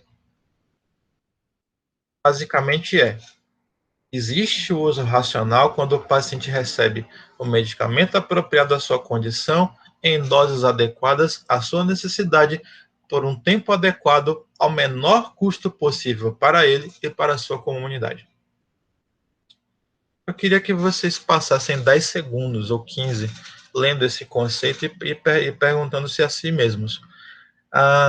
Todos os medicamentos que vocês estão utilizando hoje ou que utilizaram no último mês, eles de fato foram usados de maneira racional? Nós fazemos uso racional do medicamento? O medicamento que a gente usa de fato está adequado à nossa condição clínica, a dose é adequada, o tempo está adequado, ao menor custo possível para nós e para nossa comunidade, nossa família, para nosso sistema de saúde? Bom, existe o uso racional, portanto, quando eu tenho um diagnóstico adequado que não é do nosso vizinho, com a indicação apropriada que é derivada do diagnóstico, num esquema adequado para um paciente que está em condição de receber o tratamento, numa dispensação correta. E olha aqui uma coisa muito importante, a gente, que o paciente consegue seguir. Não é aquele tratamento com antibiótico que você sai para fazer por 7 dias, faz somente por 3 e quando a febre baixa você deixa para lá. Então, o uso racional ele pressupõe um tratamento completo. E é por isso que nós farmacêuticos nós somos tão atentos a esse tipo de coisa, porque nós de fato prezamos pelo segmento farmacoterapêutico e o acompanhamento do tratamento uma vez ele iniciado. Né? Basicamente, 15% da população mundial consome mais do que 90% do que é produzido pela indústria farmacêutica. Observem, 15% consomem 90%. Cachorro chegou aqui. Esses números, que eu não vou listá-los aqui, esses números eles mostram para vocês de uma forma muito, muito patente que os medicamentos são usados de maneira inadequada para fatos, para momentos inadequados, para patologias inadequadas e gerando profissionais de uma postura inadequada. 50 a 70% das consultas médicas no mundo geram uma prescrição medicamentosa. Aqui no nosso país, esse número passa de 95%. Esses dados são mundiais. Aqui no nosso país, esse número é superior a 95%. Mais algumas coisas a respeito dos motivos. Eu vou passar um pouco mais. Alguma coisa sobre os benefícios que eu gostaria de comentar nas perguntas, porque o nosso tempo está se esvaindo. Eu quero parar às 10h45 para conversar de novo com vocês. Né? Quando nós fazemos uso não racional dos medicamentos, nós nos expomos às suas reações adversas que nós desconhecemos. Quando a gente usa a prescrição que foi feita para o vizinho como sendo feita para nós, a gente basicamente está se submetendo a um medicamento e aos seus riscos, sem que tenhamos passado pela mesma avaliação clínica. Isso é, de fato, se submeter a um risco dobrado, porque o medicamento por si só já tem um risco inerente ao seu uso, só por ele estar sendo prescrito e existir. Uma vez você utilizando ele sem ter sido necessariamente alvo daquela prescrição, te faz dobrar esse risco, ok? E faz com que o medicamento ele torne-se um causador de novas patologias. Eu uso o medicamento, adoeço por conta dele e procuro o serviço de saúde por conta do medicamento que eu usei incorretamente. Às vezes não sei que foi por causa do medicamento, relato um problema de saúde para aquele profissional e saio de lá com uma nova prescrição, ou sou medicado em emergência por aquela intoxicação por medicamento que foi provocada pelo medicamento, mas eu não sei, gerando o que eu chamo aqui embaixo, na minha última linha, de cascata de prescrição. É a prescrição por causa da prescrição ou a prescrição por causa do mau uso dos medicamentos. Tá? Já estamos terminando. Falar um pouco só sobre propaganda. Basicamente, a propaganda dos medicamentos, elas já por si só são um incentivo ao seu uso. Medicamentos de venda livre tem na TV, hoje não tanto, porque a TV já não é mais o nosso principal meio de comunicação, mas todos nós já assistimos propagandas de polivitamínicos, poliminerais, normalmente com pessoas, artistas muito famosos, pessoas que são formadoras de opinião, pessoas que estão por conta da sua beleza, da sua posição social, da sua posição artística, são de alguma forma referência. Ou vocês não acham que muitas mulheres que viam na Giovanna Antonelli, que fazia propaganda da Coristina D, e talvez, observe que a propaganda não era a Giovanna Antonelli doente de Coristina D. A propaganda era uma mulher dinâmica, uma mulher forte, uma mulher independente, que não podia parar por nada, nem por conta de uma gripe. E por conta disso, ela tomava Coristina D. Eu quero ser como ela, por isso eu também tomo Coristina D. A propaganda cria um link com a pessoa, perpassando ou deixando en passant o motivo real para o uso ou não do medicamento, que seria a real existência de uma condição clínica que o justifique.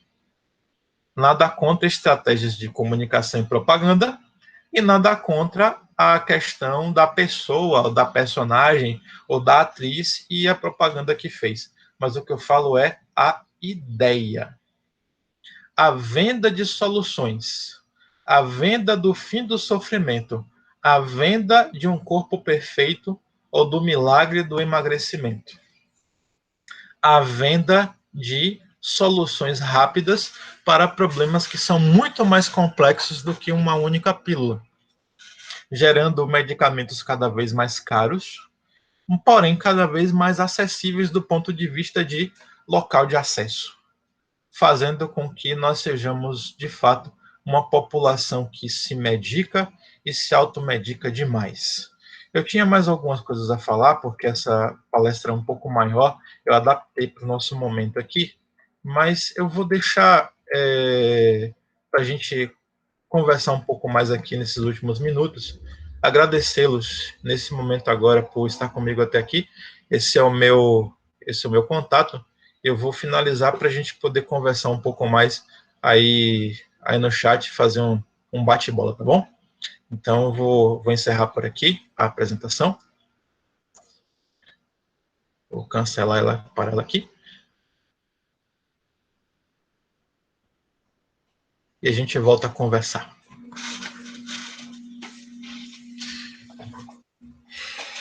E é interessante as reflexões que você traz, porque eu acho que cada um de nós acaba se vendo e se reconhecendo em algum momento aí.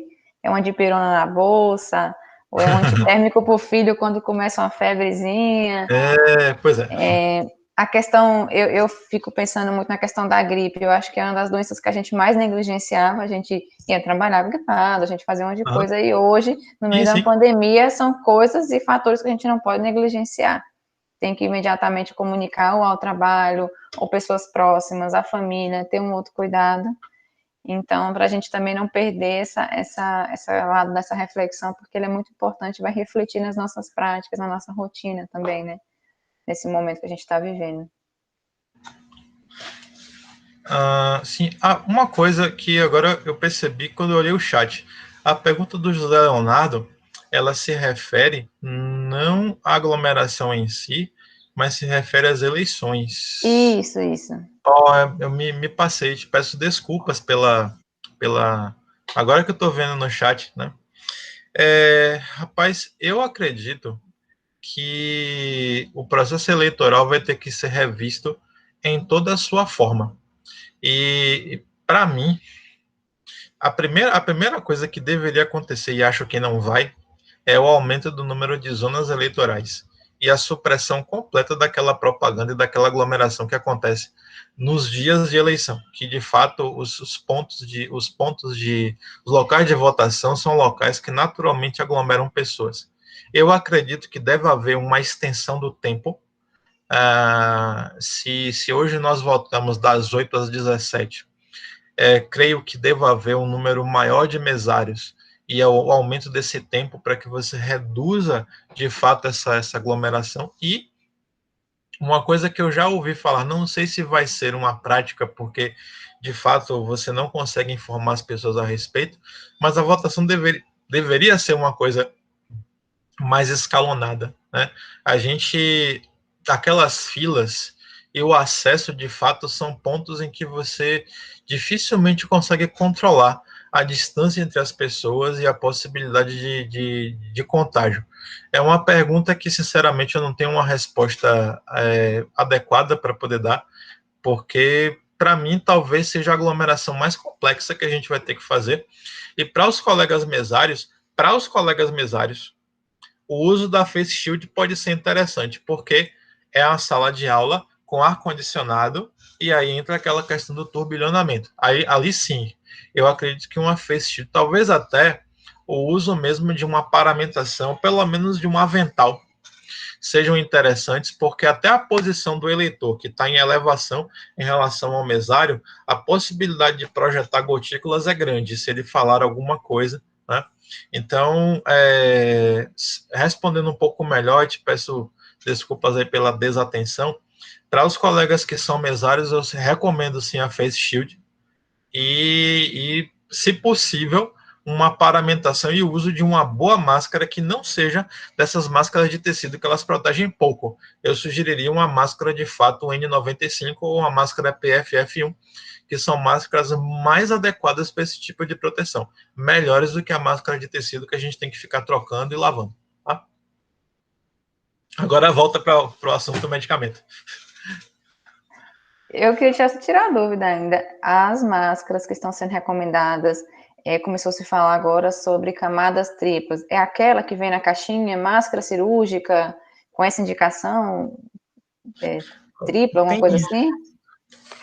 A máscara cirúrgica, existem várias. Você fala máscara cirúrgica, você tem vários tipos de produto que levam o mesmo nome, tá?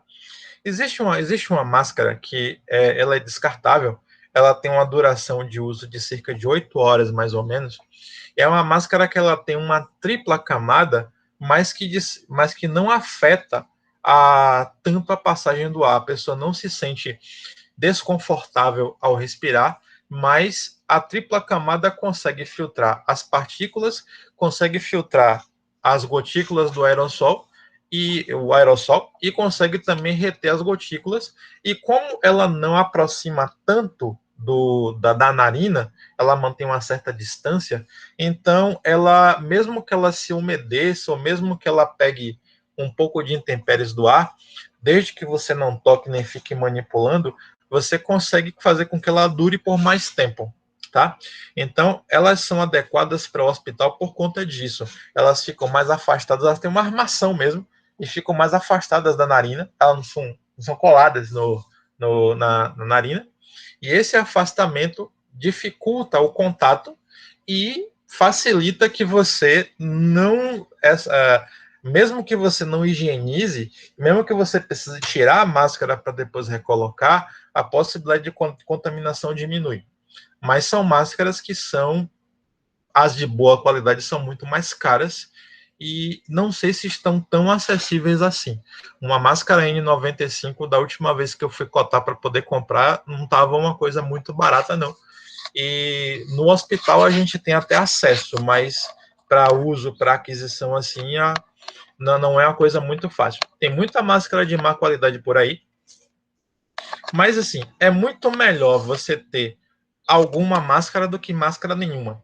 Mesmo que de baixa qualidade, a proteção, a barreira mecânica contra as gotículas já funciona de alguma forma. Então, é muito melhor você, ainda que você não tenha recurso ou acesso a uma máscara, que pelo menos você use uma máscara de tecido. Então, tipo assim, eu estou falando aqui, claro, para colegas servidores, mas se a gente falar para uma pessoa que não tem acesso a adquirir uma máscara dessas, olha, use a máscara de tecido que você tem.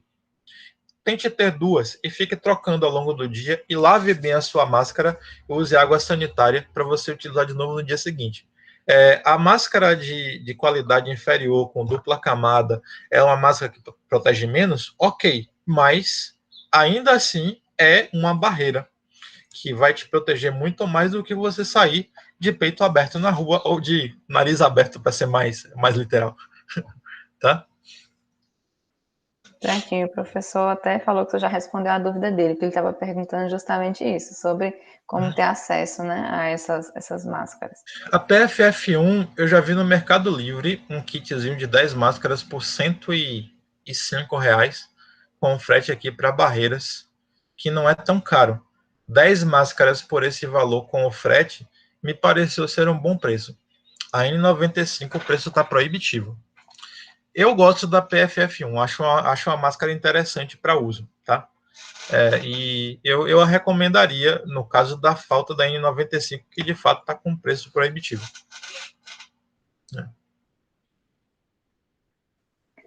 Pois é, professor, acho que acolhemos algumas das dúvidas, das perguntas dos colegas, né? Não temos outras elencadas ali no chat.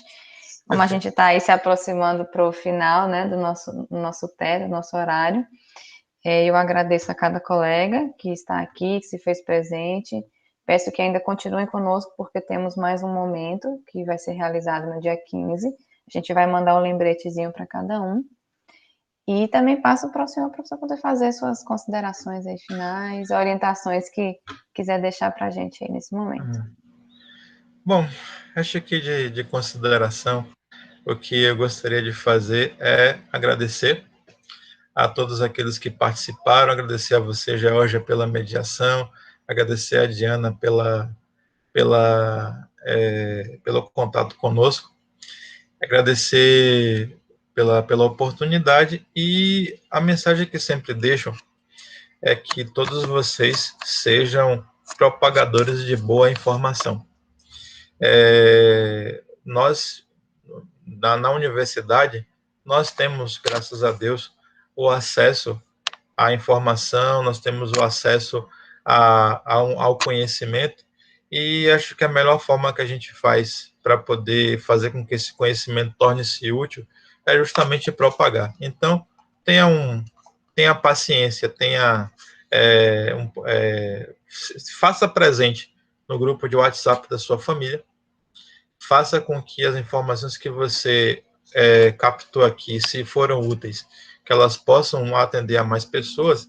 E uma coisa também que eu gostaria de deixar muito patente, chequem tudo aquilo que vocês virem. Não propaguem e não repassem as informações simplesmente porque elas chegaram para vocês, independente de quem as tenha propagado. Essa questão do repasse da informação não checada tem produzido muitas distorções. E, de fato, ainda que ela não produza em mim ou em você um efeito prático, ela pode produzir em alguém. E alguém pode se dar muito mal por causa dela. Então, o meu agradecimento vem com um pedido, né, que sejam propagadores de boa informação, sejam, da mesma forma que eu sou, checadores e consultadores de informação. Gasta 5 minutinhos do seu dia, 10 minutinhos do seu dia, ao se informar, checando aquilo que vocês leram, aquilo que vocês viram, para que, ao repassar, se for o caso, você tenha de fato a segurança de estar contribuindo para a saúde das pessoas, para a saúde coletiva, né? E fazendo com que, de fato, nós possamos vencer essa pandemia com não só com velocidade, mas também com vitalidade, com segurança. Então, espero ver todos vocês quando voltarmos às atividades na UFOB. Estou com muita saudade da sala de aula, de poder transitar nos corredores, de poder abraçar todos de novo. Estou com muita saudade mesmo. E muito feliz por estar aqui. Agradeço a oportunidade e um bom dia a todos. Muito obrigado. Nós que agradecemos, professor, toda a sua colaboração aqui. Só temos que agradecer mesmo e agradecer cada um. Muito obrigada mesmo. E assim a gente vai encerrando, então, mais um momento. Um bom dia para todos, gente. Uma boa segunda, uma boa semana aí. Obrigada. Também sinto muita saudade, viu, professor? Sinto muita saudade de ver,